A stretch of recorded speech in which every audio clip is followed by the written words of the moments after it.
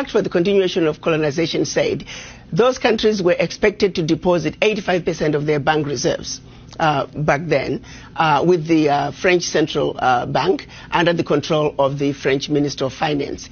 And should those countries wish to request some of those monies, because remember they were only left with 15% of their reserves, then they would have to submit a financial statement for the country, and if approved, they could only access up to 20% of whatever they had deposited the year before as a loan at commercial interest rates.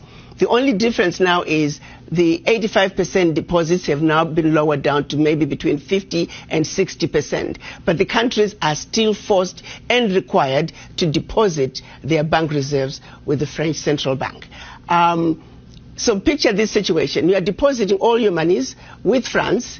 Should you need some of your money, you get it as a loan at commercial interest rates. So immediately you have a credit with France, but you begin to owe France.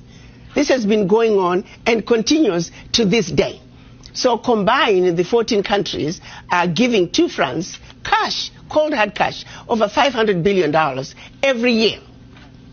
And France takes that money and invests it in its own stock market under the French name, and the countries may or may not know the returns. Currently, for every 14 billion that France takes out of Africa, by the time they finish investing it in the French stock market, they are realizing upwards of 300 billion. So you do the math to see how much money France is taking out of Africa every year. And yet France has the audacity to then look at African countries and call them poor countries. Why would poor African countries give $500 billion to France year in and year out? What really gets me the most is, how does the world sit back and watch this carnage take place in Africa? Where is the United Nations?